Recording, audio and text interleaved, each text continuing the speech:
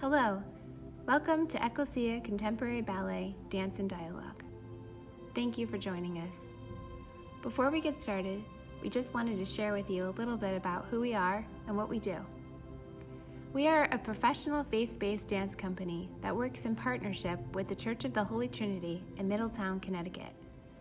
We are excited to be in such a central location, partnering with a church who shares the same mission and vision.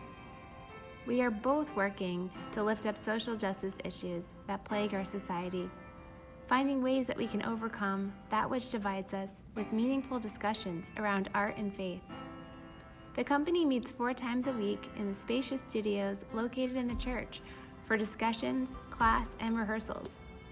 We are passionate about what we do, and we are thankful for all who have partnered with us to keep us going through the pandemic.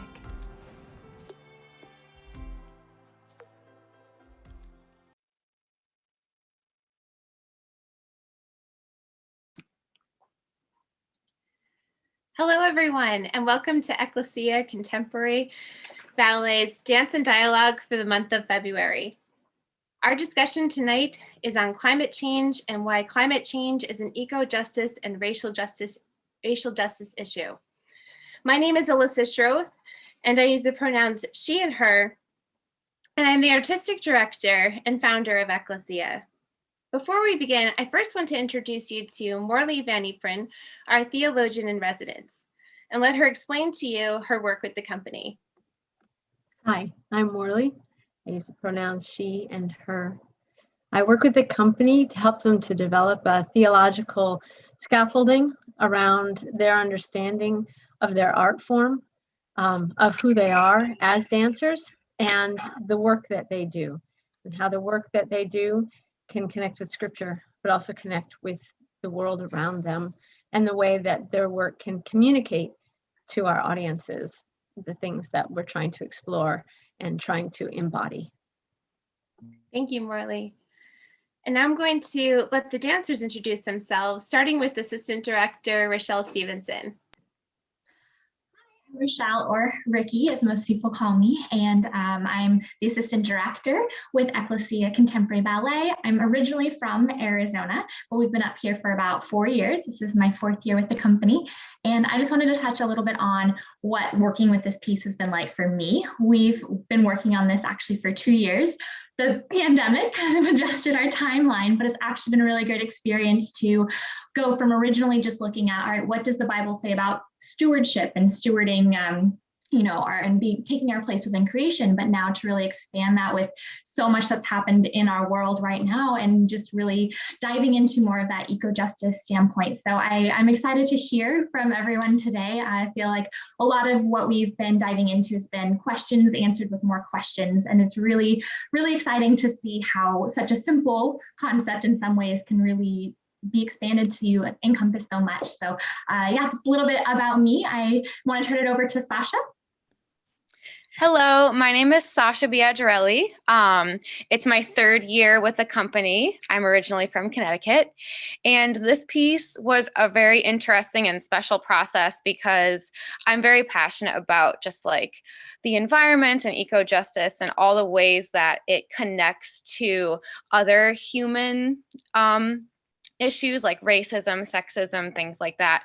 And it was very interesting, this dance, trying to embody as a human, trying to embody a non-human entity like the environment, storms, weather, nature, things like that. And so that was a very cool challenge to take on. Hi, I'm India. This is my 1st year with the company, and I enjoyed this piece and this process to connect scripture with another topic that I am interested in and passionate about, eco-justice. Hi, everyone.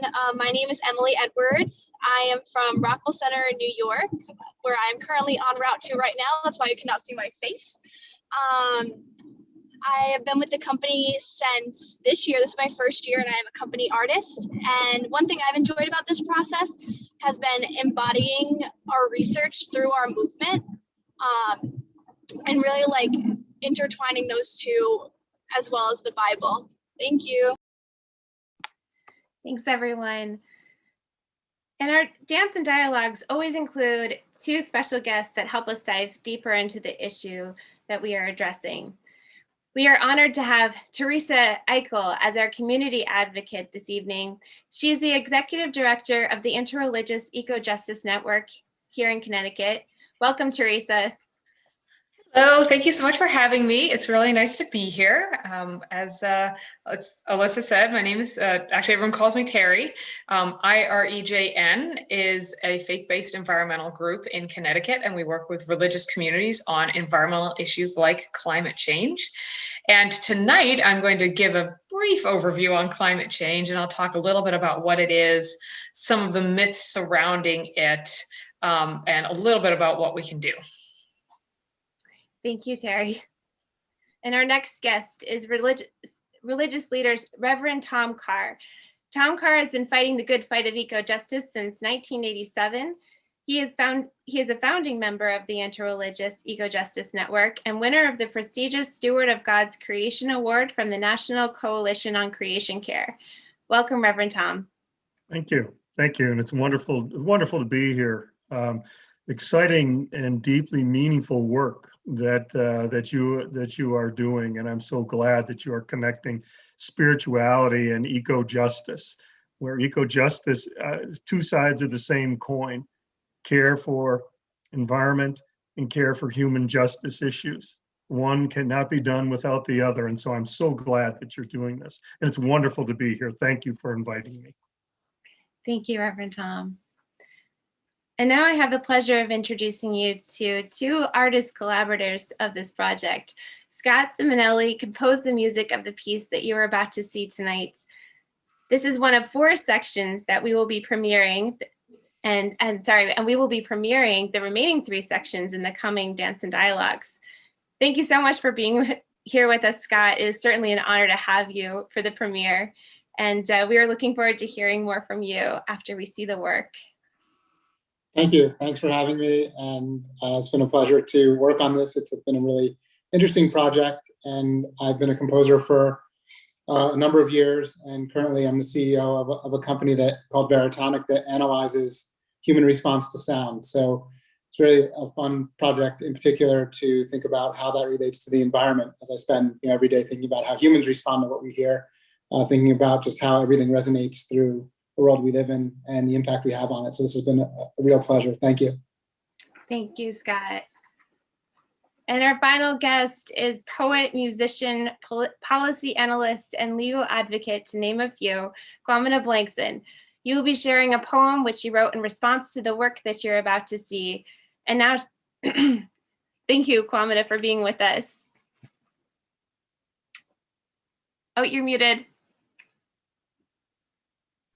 Thank you.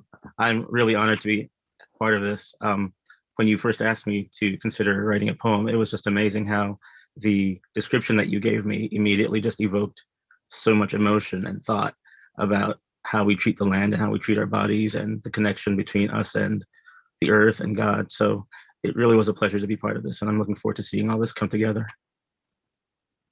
Thank you, Kwamena. And now just to tell you a little bit about the work. The title of the work is Body and Land. Body and Land is a 4-part dance work which follows the path of the 4 seasons. We have worked with composer Scott Simonelli to blend original composition with that of Vivaldi's 4 Seasons.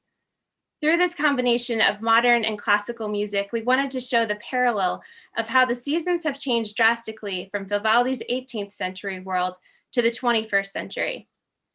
Winter has sounds of cracking glaciers, spring calls attention to fierce flooding, summer depicts destructive forest fires, and autumn explores turbulent winds and hurricanes. Our aim is for this work to accomplish 2 things: to feel the changes of the earth in a personal way, and also to give voice to the people who are affected most. People of color and people living on the margins of society are the first to feel the repercussions of climate change. We have partnered with African-American poet Kwamena Blankson, who can speak about this issue from a place of lived experience. And now we're going to turn off our cameras and mute, and we now present Body and Land, Section 1.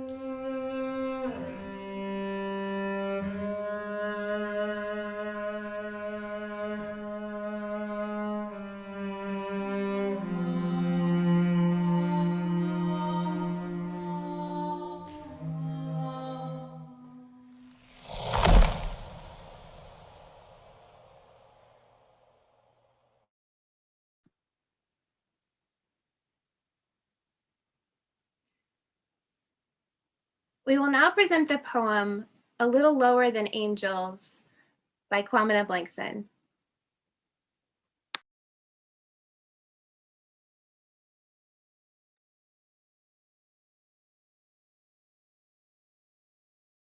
All things being equal. In that first season outside of Eden, did summer breezes Adam and Eve felt turn newfound freedom frigid? Warm sun was wakened to winter. Now some new beast must offer a piece of itself to give them cover, to shield and keep out the winds of this climate breathing down their necks in the cold light of winter's reality. And, perhaps out of necessity, his hands found hers, and without words, cold skin soon burned. Continents converged, their sadness, his and hers, sublimated, submerged. Flesh and bone learned how to breathe, how to burn, igniting each breath into new flesh. We learned so little but gleaned so much from the barren soil soaked in snow yet thirsty for more, for water and warmth, for slumberless seed to push, to penetrate, to impregnate the belly, the well we dug together, out of which now flows a fountain of life. The truth we can hide only for so long. When will we learn how to give birth to better things and not to worse? But truth be told, just how much blood must be spilt before the cry from the ground catches the ear of our guilt and brings new tears to old eyes. Truth be told, the cracks in a glacier keep us awake at night, while crack in dead babies leaves us complacent, light-hearted. Truth be told, we savor the fruit that melts in our mouths, enjoy the tree's juice while tasting stale blood that flows from the roots of graves grimly dug, back when telling truth got lesser men hung. or left black and blue, dangled from above from limbs we could prove were 3/5 human, a little lower than the angels. Truth be told, we do not care because we do not know, because we do not ask, because we do not hope, because we do not care, because, and so it goes. With a click, we change the channel, turn the dial. In our clicks, we turn our backs on those outside. Does a cliché say enough to turn the tide? Lips unclean say next to nothing, amplified. Amplified by generation after generation of silent serenity dressed up in duplicity, still unmoved by anything in life's long, lucidly dreamed escape from reality. We will not be moved by the scream we hear until we discover the scream is our own. Until then, these screams that go unheard match groans that cannot be uttered by breaking bones that burn as creation moans and mutters. Deep down, our souls soon learn to shoulder the darkest matter, the weight of wages earned by seeds unsown but scattered. So if, by chance, our hearts happen to be moved, it is only by grace, and even then, our pace is glacial, surely but slowly, at best. Our place is saved here, lower than angels, no less. But are we safe here? We are tethered to this earth, but longing for the heavens to swallow us up in the oceans above. For the waters below are defiled, are corrupt by our own hands. We know it is we who become the pollutants that flow through the veins, in the blood of this planet. This home that is less than it was when it burst forth and flowed from the mouth of a god some say died long ago. In his honor, or for ours, we give lip service, for ours. These days we feign outrage well, casting aspersions and spells. We choke on the very same words a god once spat into our eyes. We clutch at the very same pearls that we once cast to dogs and swine. Having these treasures in earthen vessels, we drink the dregs of what our god left us. Though our mouths open wide, still our hearts close too tight for the water of life to first bubble, then rise. Truth be told, we should know we are the bottom feeders, blinded by specks and beams, some wooden, some light, but neither illuminate the evil in eyes that see only faults in the earth, not in ourselves. Snow falls out of season, just until hell freezes over us all. Heaven lies beneath us, all things being equal. No, we are not. Hope is fleeting, so are we, since no one sees the oceans creeping forward toward our sandstill castles made with playthings lent from heaven. Creation grieves, and we should. Well, all things being equal.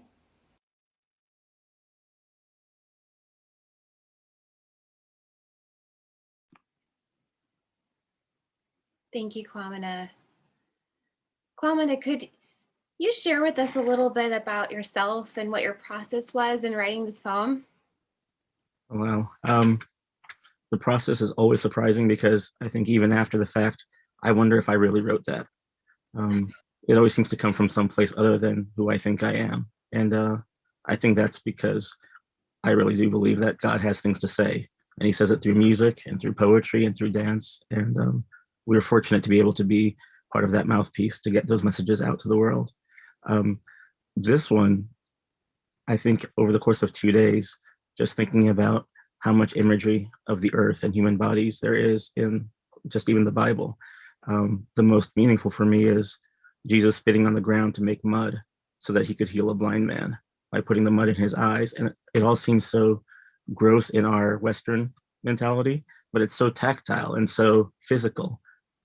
And it reminds me of all the ways we either use the earth for good or for evil, the same way we use our bodies for good or for evil, and the way we treat other people's bodies well or not, and the ways that we treat the earth well or not. And it says a lot about our own hearts when you look at what we do with the treasures we've been given, whether that's our body that we're talking about or the earth that we are stewards of. That's wonderful. I just want to invite our audience to, if you have any questions for Kwamena, or to just put them in the chat throughout the event. We'll be answering questions during discussion times that come up through there. Thank you so much. It's really powerful. And now I just want to talk a little bit about the music with Scott. I approached Scott about a year and a half ago about taking the music of Vivaldi, the Vivaldi seasons, and just putting it with the extreme weather that we're now experiencing in our seasons. Scott, could you tell us a little bit more about your process in creating this work? Sure. Yeah, the first thing that I really tried to look at when approaching it was I wanted to make sure that every sound that was in the piece for the entire project came from an organic source. I thought it's really, on one hand, technology has really changed the way that people create music and can create music today, and made it a lot easier to create music. But on the other hand, it's really hard to avoid so many synthesized sounds. But with that technology, you can find a lot of sounds in the world. You can either go out and record them in yourself, or you can kind of find them online. And some I can do myself in the yard, and some like an iceberg coming apart. There's actually somebody who goes out there and records these things. And so using that, which that has been around for a long time. Bela Bartok famously recorded birds chirping and these sort of things back in the classical era. I wanted to make sure everything was organic. I thought that would really play well to the piece. And I took those sounds and tried to shape them into a way where they were connected, and using equalization and manipulating them. Some of them sound like drums, but it's always the closest thing in there would be the instruments of Vivaldi that are actually instruments. Everything else is a rock, or bark being peeled is one of the sounds. A lot of hollow trees, cans, metals here in a couple places. But and for the Vivaldi, I tried to find live performances of the Vivaldi and weave them together to create each performance. So rather than use a standard recording, I ensured that the music I used was a live recording and using period instruments. The instruments that are available when Vivaldi actually composed this music are not typically what you'd hear them performed on today. And so even violins and violas and cellos were a little different back then. And there are organizations out there that do period performances. So I was able to get some of those, and thankfully this is public domain, and kind of manipulate those a little bit and bring in kind of sounds and put them all together. And I took an Icelandic singer, an Icelandic voice sample, and put that kind of in the beginning as kind of a foreshadowing of what was to come later. And that voice kind of comes through and leads you through the Vivaldi in the very beginning, and it's intentionally dissonant. I thought that it would be interesting to, from the beginning, know and kind of convey what's going on here. This isn't just, Vivaldi here and then climate change here. I wanted to make sure that those things were connected sonically, and so that voice comes in early, and then Vivaldi comes in, and I actually took the Vivaldi and changed the tempo just a touch so that it would, when it did come apart, it would feel like something breaking. And so when the second piece comes in, and all the kind of organic sounds happen, and that big iceberg breaking, which is a really cool sound, at least I think so. It creates a big change there. And then in the very end, I thought it would be interesting to find one solo cello. So rather from, in the beginning, when you have this kind of sea of string instruments, you're just left with one. And to me, that was kind of the small, like green piece of grass or little piece of green that you see, in the kind of dead winter. And that, kind of happens at the end. And I think it fits really well. So those are the ideas that were out there. And I think that the things that are kind of the takeaways are using organic instruments, finding live performances, using period instruments for the Vivaldi, and connecting them in a way that shows that journey that happens. And I think, everything about this is that journey that we're on and our relationship with it. And I think I wanted to really try to make those things connect where it wouldn't seem like they would. An iceberg and Vivaldi might not seem like they're connected from a sound profile standpoint, but I really try to put those things together to kind of take us on that journey. Thank you, Scott. We certainly appreciate it and dancing to it. It's been really inspiring, and it's given us a lot of images in order to put movement to. So thank you so much. Thank you. Please, everyone, put any questions that you have for Scott in the chat, and I will read a couple that we had that came in. We have a question from Jennifer Hudson. She said, that was powerful. How do you go about translating these themes into dance? What's your process in choreographing? I would say the process, but this one was a very long one due to COVID and a lot of transition. So this looks nothing like how we started, and usually it has more elements together from when we first started, but it really changed a lot. And first we went with, we always start with a lot of research, and that's where Morley comes in and helps us with that as we dive into what scripture is saying about this issue. And also, we also look at news articles and just try to research the topic. And so that's definitely part of the process, and also how the dancers, whatever their entry point is in the work, that's a part of it too. And so it's their stories. And then we're doing a little bit of work recently and looking at eco-womanism and tying that into, that's really where a lot of the new movement came from this year, from a lot of the ideas of that. So that's pretty much what our process is.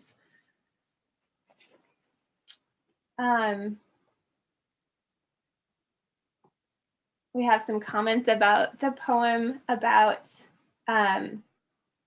just love from Paula Schrader, loving how the poem relates to our relationship with the earth.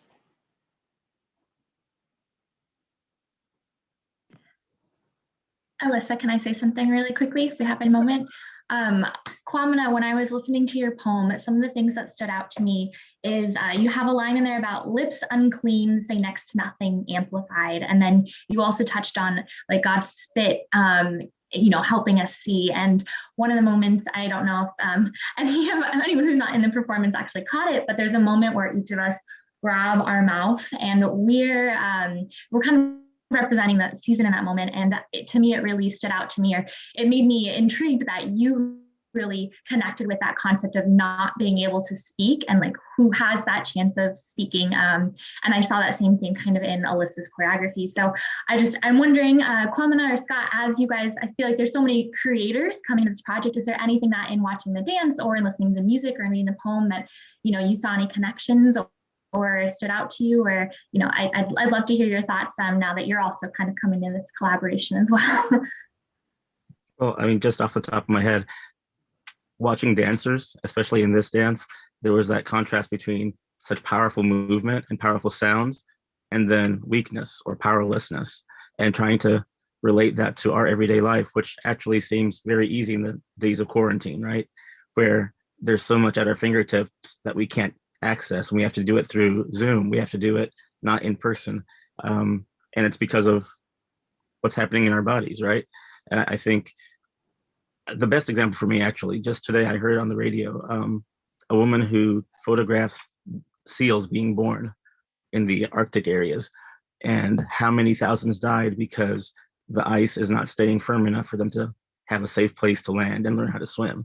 And you're just thinking about all these things that are connected, that me here in Connecticut, that I have a hand in the deaths of thousands of seals elsewhere because my life is out of control. Our lives are out of control. We need all these fuels to keep us going to where we want to go, but at what price? I think we're more connected than we know.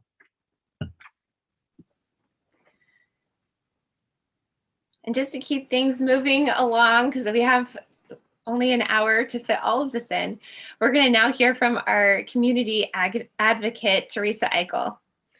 Thank you so much. I want to say, actually, I'm also a professional musician. I'm an opera singer. And so it was so moving for me to see the dance, hear the music. I listened very intently. The poetry was gorgeous. I mean, the whole thing was, all the pieces are so amazing. And I've often felt that the arts and spirituality are the key piece that will actually bring everything together, because I'm about to tell you some science, but if the science and the facts were going to move this in the direction alone, it already would have done it, because their science is so clear. The facts are out there every week. Like the UN just released another report a few days ago. I just found out about it. Every week there's a new study that's released on climate change and its impacts. And so the fact that we have such great artists and religious leaders talking about this is huge. I can't stress that enough. So but I'll put back my little climate advocate hat on. And so climate change versus global warming, sometimes people say, oh, well, what's the difference? What are we calling it now? Global warming is the rising global temperature, and climate change is sort of, they're used very interchangeably, and they really can be. But climate change just sort of refers to a drastic variation in the climate. So the rising global temperature can make a climate get hotter or drier or wetter, so that's the change. So what is causing this global warming? Well, we are burning too many fossil fuels, and that is it. There are natural cycles that affect our climate, and they have existed for millions of years. And even when they cause a drastic change, like say the Ice Age, the natural cycles that do this are very slow and very predictable. And so even when we look at the natural cycles that still exist, they are far too slow and far too predictable to cause this rapid increase in global temperature that we're seeing. So, and I'm gonna touch on one of them in just a second. But basically, when the sun brings, sunlight comes down into the earth, the sun's energy goes into our atmosphere and warms the earth. And then some of the sun's energy is reflected back into space, and the planet cools. And so that's how, the planet gets warmer and then cooler. Greenhouse gases, which are created when you burn fossil fuels like oil, coal, and gas, create a barrier around the atmosphere that is trapping the sun's energy from being reflected back out into space. So it's very similar to your car on a hot summer day. When you go away and you leave and the sun's energy comes in through your windows and it gets trapped, and when you get back there, you have a very hot car, much hotter inside your car than it is outside. It's a very similar thing. So the greenhouse gases are building up and building up. Our primary one is carbon dioxide. Another prominent one is methane. But they are caused by burning these fossil fuels, which we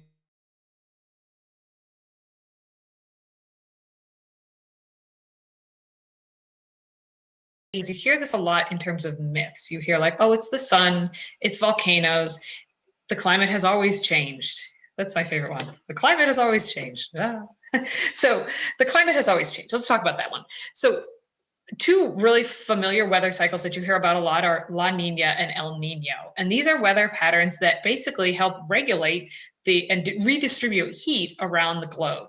And so La Nina brings brings heat from the atmosphere, deposits in the ocean, and things kind of cool down. Global temperatures dip. El Nino will bring heat up from the ocean into the atmosphere, and global temperatures rise. And so a lot of times people will say, oh, well, El Nino, it's got to be El Nino. It's, heat's coming from the ocean getting into the atmosphere. If that were true, you'd expect the oceans to be cooler at this point. But that's not what's happening. Oceans are getting warmer. And not only that, their heat index is 20 times greater than the heat index of the land, atmosphere, and ice combined. And that's leading to the bleaching of coral reefs. We're seeing a mass biodiversity loss in our oceans as well as on land. And a lot of times, we're so attuned to what's happened on land because this is where we live. But it's really important to remember that 75% of the earth is underwater, and a lot is going on that we're not even really seeing there. So that is one of the natural cycles where yes, it sort of exists. And someone actually said, I like this analogy. El Nino is like going on an escalator, and El Nino is like being on a trampoline while you're going on the escalator. El Nino and La Nina. So you're bouncing up and down. You're still going up, but sometimes you go up a little faster. Other things are volcanoes and the sun and how it's hitting the earth. These things do impact global temperature, but again, not at this rate.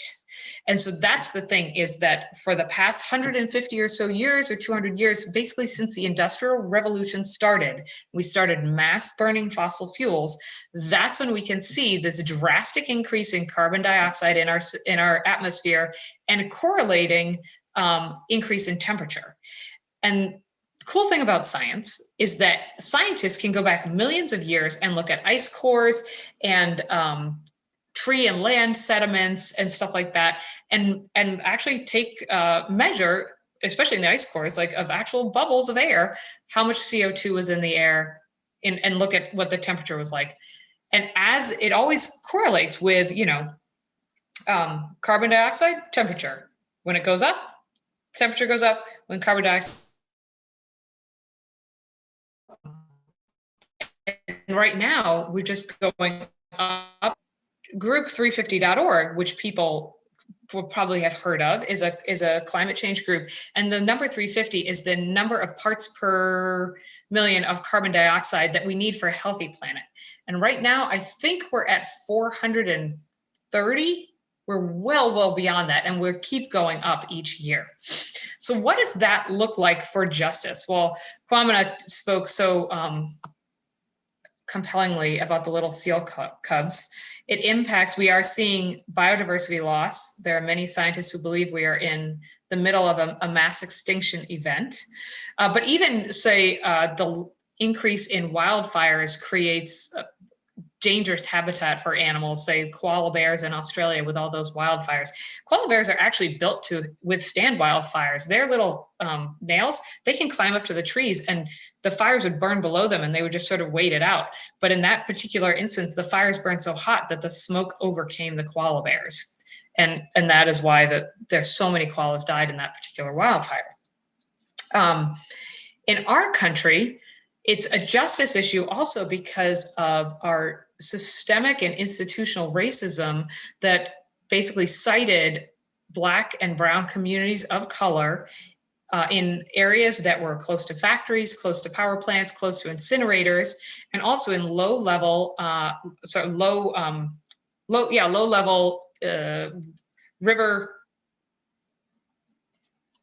riverbanks that are basically flood prone. That's the word, flood prone. Thank you. And so what happens is these facilities aren't built to withstand this extreme weather. And so in Hurricane Harvey, power plants were flooded and released benzene, which is a carcinogen, into these urban communities of color that was 6 times greater than was safe. And also, so communities, urban communities tend to live in communities where there's less tree cover for shade in the summer.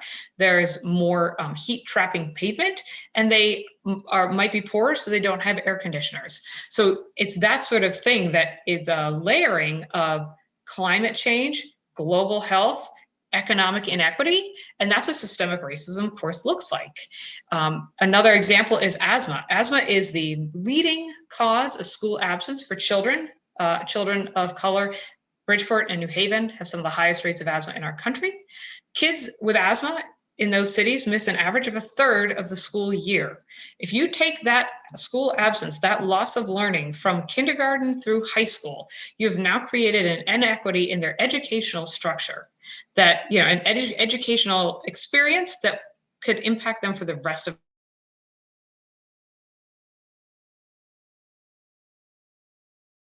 There's more diesel fees. We're trucking in our trash into the incinerators. I did a webinar, actually it was a forum at that point, we were still in person. And the advocate said, an issue that people would not necessarily associate. And she said, plastic pollution. As plastics are made in Black communities,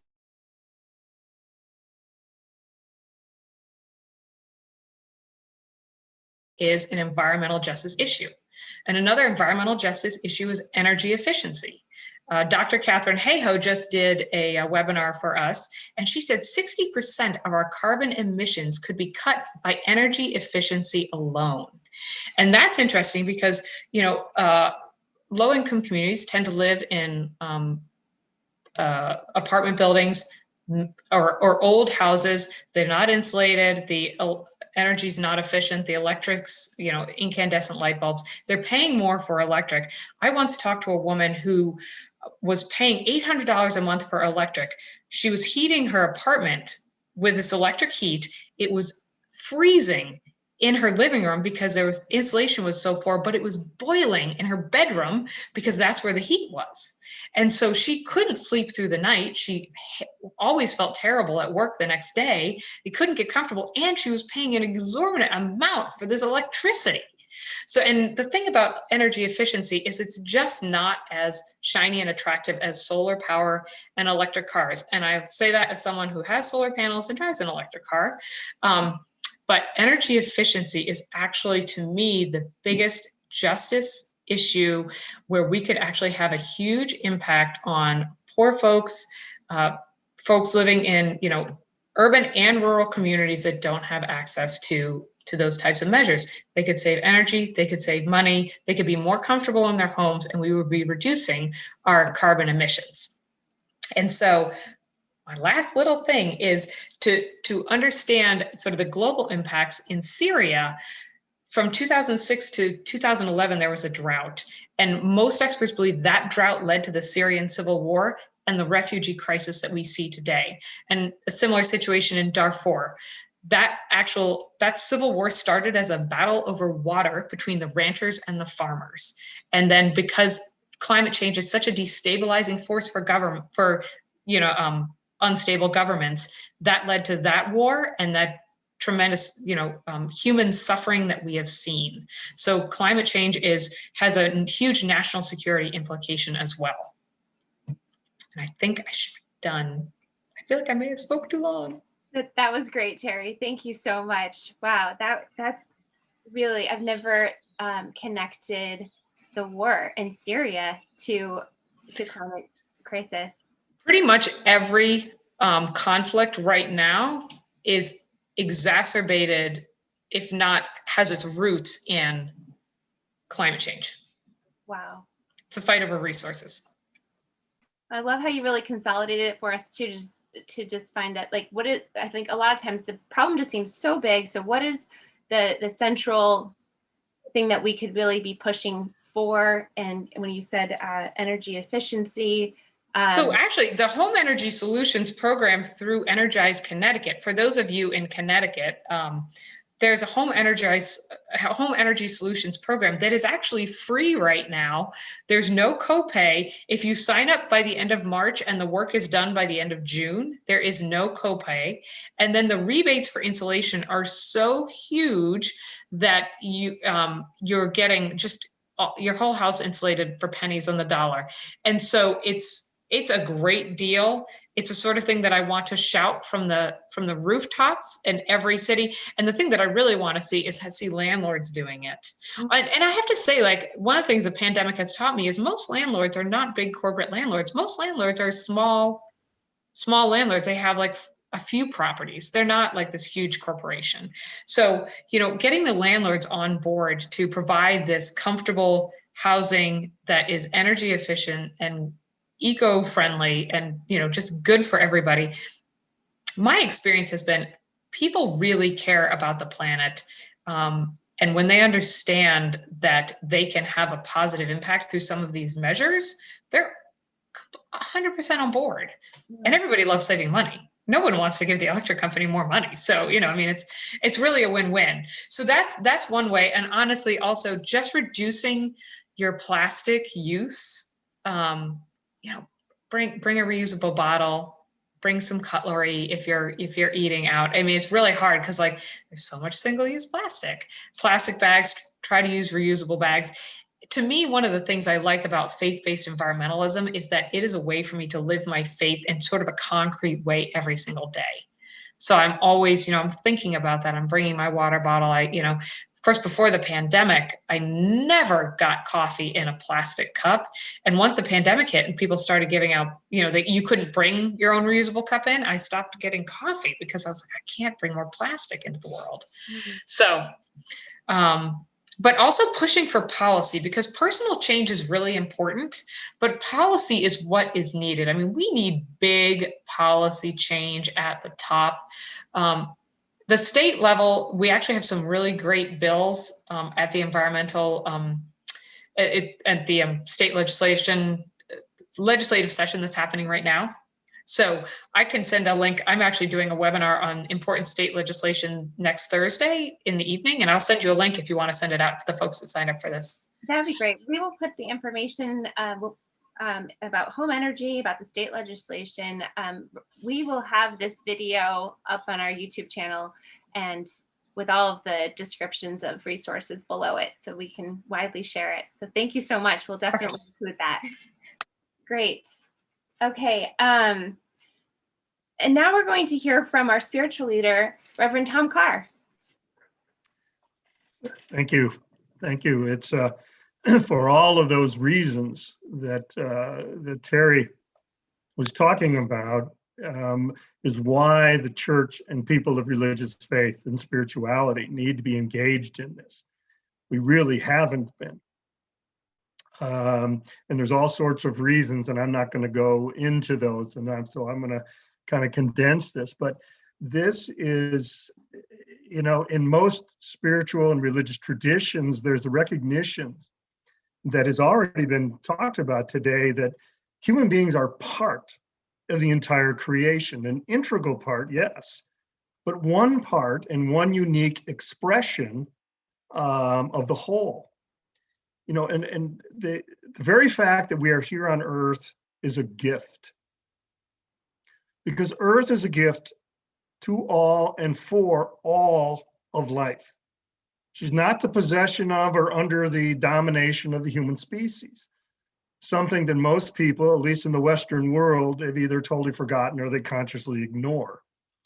You know, in fact, in my experience in spiritual practices, there is no such thing as a thing or a commodity, an it, for humans to use as we choose. Even though, you know, as gift, food and water and other things needed for our sustenance is there, but it's a reciprocal relationship. It's a receive and then a give, a receive and then give again and again, because Earth and all of her living beings, and what I mean by that is plants and animals and birds and water and forests and soil and so on. These are all kin.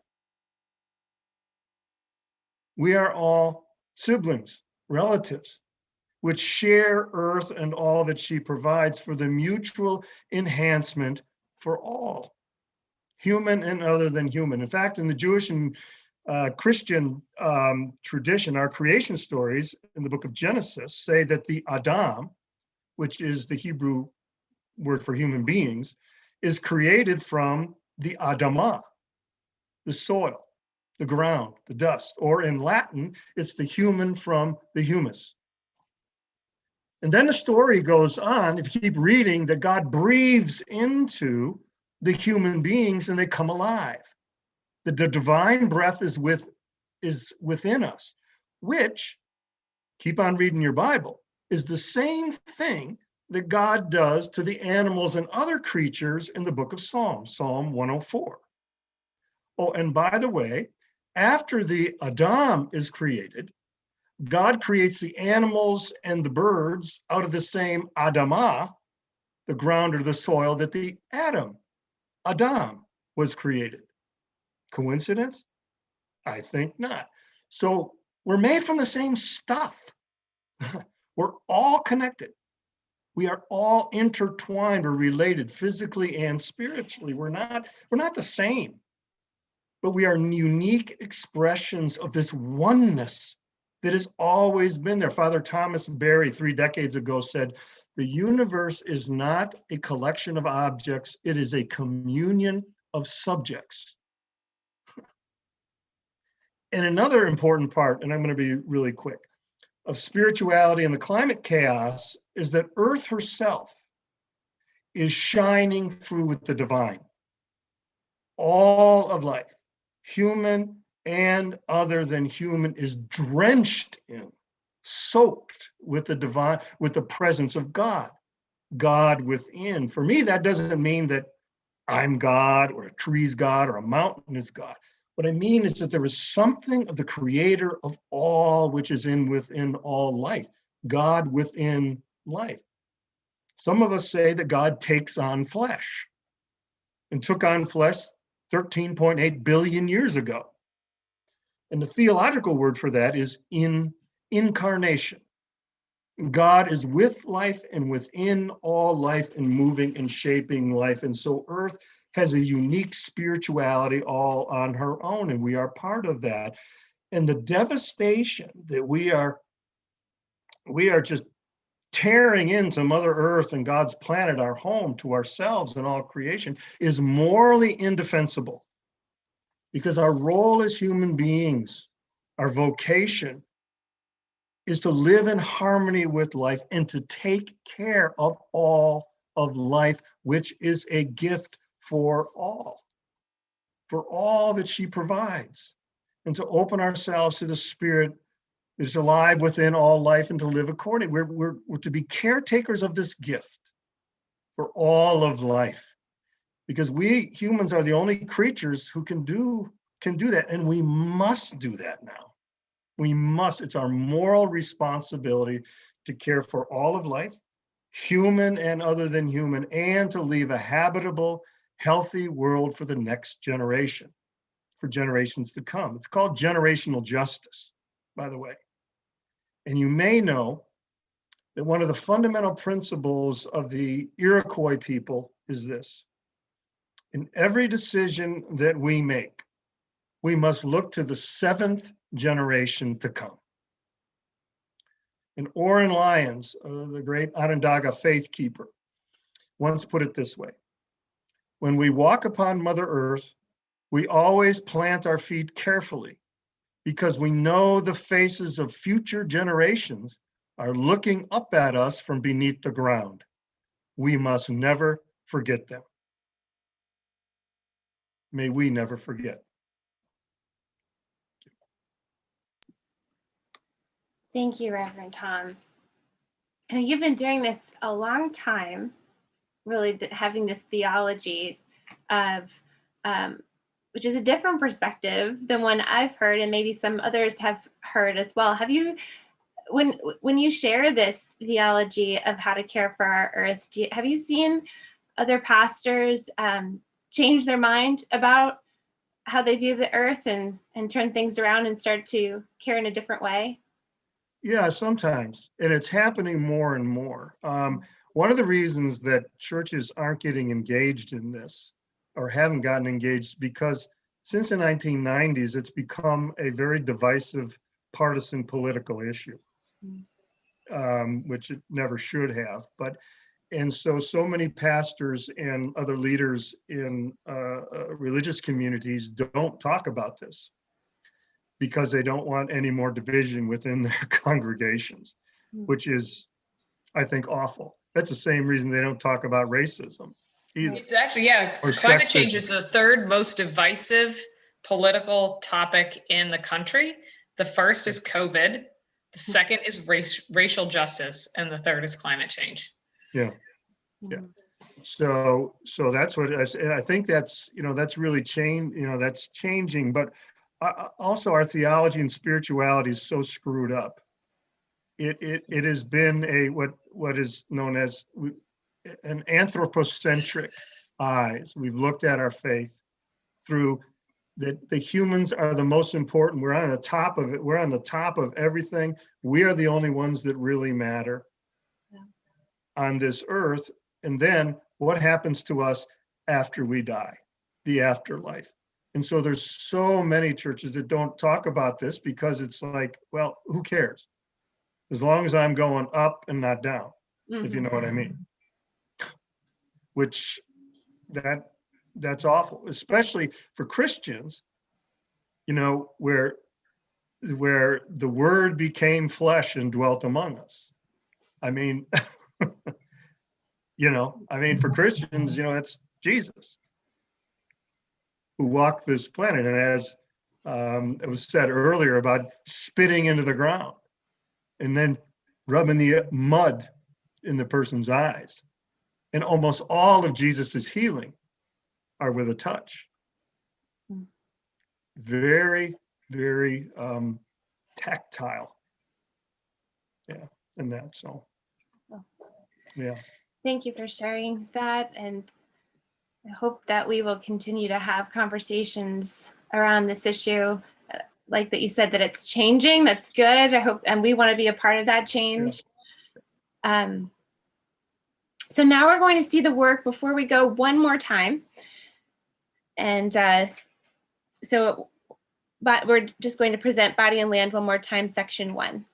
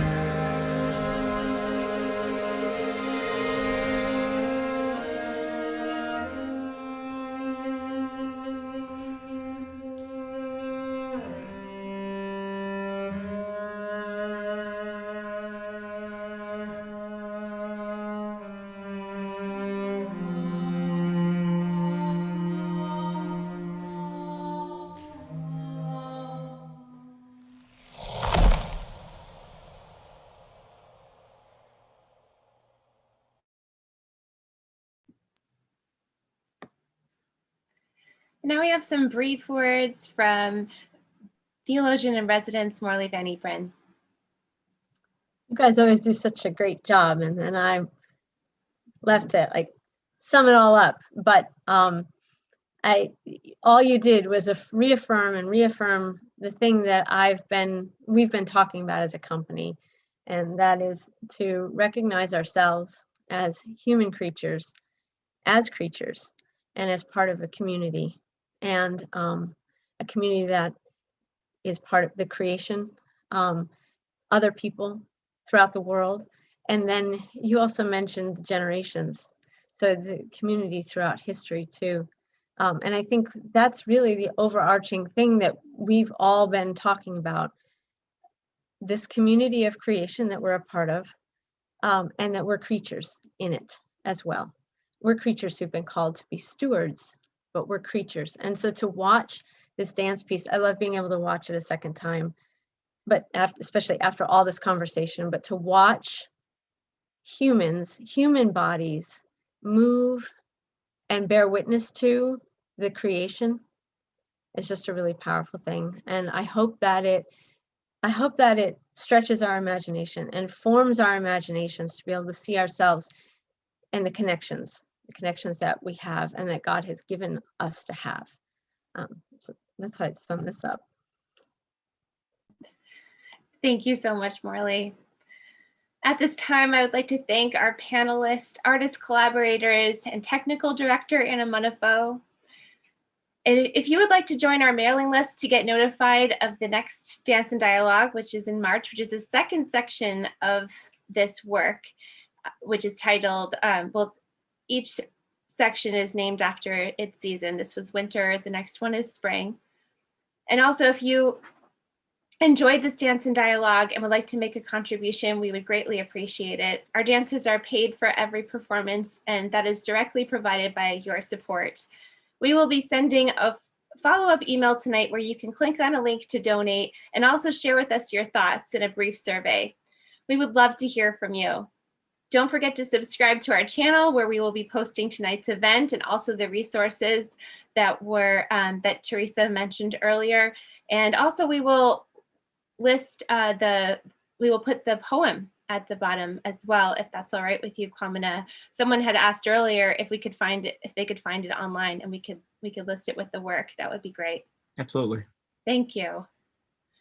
And thank you all so much for joining us.